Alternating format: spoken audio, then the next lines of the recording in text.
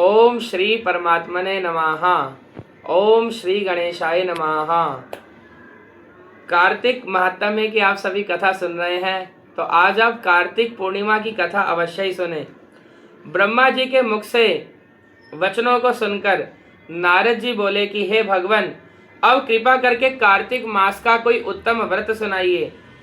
तब श्री ब्रह्मा जी बोले कि हे पुत्र, परम पवित्र और पाप नाशक नक्त व्रत विधिवत करने से सौभाग्यवती स्त्रियां मनवांछित फल पाती हैं। इसलिए यह नक्त व्रत खासकर सौभाग्यवती स्त्रियों को अवश्य ही करना चाहिए। इस पर श्री नारद जी ने पूछा कि हे तात, इस व्रत की क्या विधि है और यह कब किया जाता है। नारद जी का यह प्रश्न सुनकर ब्रह्मा जी ने प्रसन्न होकर कहा कि हे पुत्र, यह तो अति गोपनीय व्रत है, किंतु तुम्हारे स्नेह से यह कार्तिक मास का व्रत कहता हूँ, सो तुम सावधान होकर सुनो। आश्विन शुक्ला पूर्णमासी को प्रातःकाल उठकर शौच आदि से निवृत्त होकर दंत मंजन आदि करें। फिर संगम, नदी, सरोवर, कुंड अथवा कुएं या घर पर ही स्नान करें। व्रत के एक दिन पहले सिर नहीं धोवें और व्रत वाले दिन विधि पूर्वक स्नान करें और पवित्र भावना से उस विधाता का ध्यान करें, स्मरण करें और व्रत का संकल्प इस प्रकार करें कि हे जगत के रचयिता और कर्ता, आप कृपा करके मेरे पतिदेव की रक्षा तथा मेरी संतान की वृद्धि कीजिए। और फिर सूर्य जाप करके सूर्य को नतमस्तक होकर प्रणाम करें।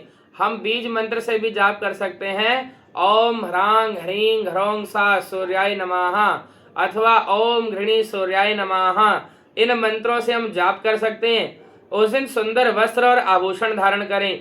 दिन में भोजन कदापि नहीं करना चाहिए और ना ही जलपान करना चाहिए, अर्थात वह दिन भजन कीर्तन में ही व्यतीत करे।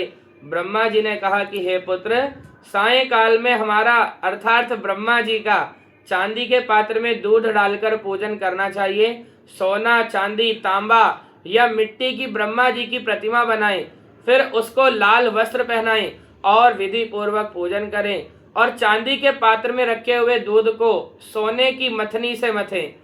साथ ही यह प्रार्थना करें कि हे ब्रह्मा जी, मुझे भोग आदि के लिए गौ प्रदान करके मेरी संतान की वृद्धि कीजिए।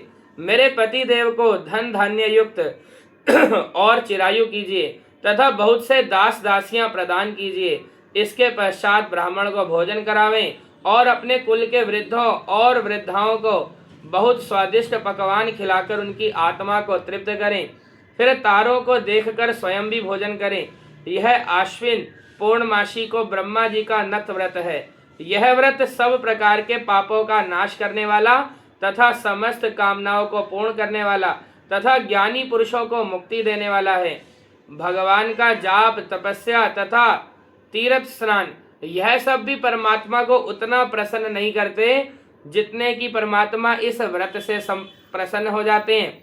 जो ब्रह्मा जी के आगे इस दिन कपूर जलाता है, उसको बड़े वृक्षों और गौदान का फल मिलता है। बड़े बड़े वृक्ष लगाने का पुण्य उसको मिल जाता है और गौदान का ही पुण्य मिल जाता है कि पूर्णिमा वाले दिन हम ब्रह्मा जी के आगे कपूर जलाएं।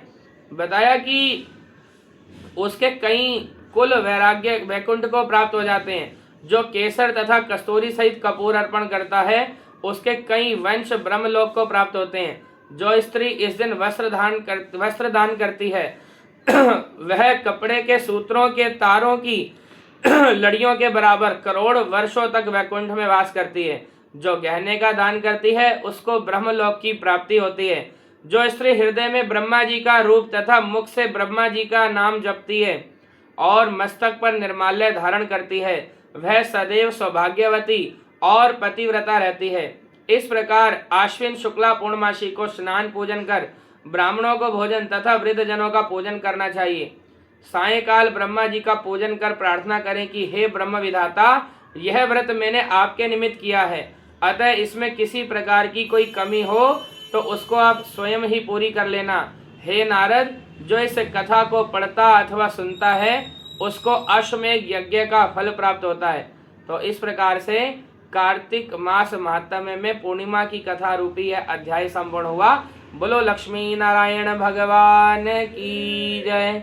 जय सिया राम, जय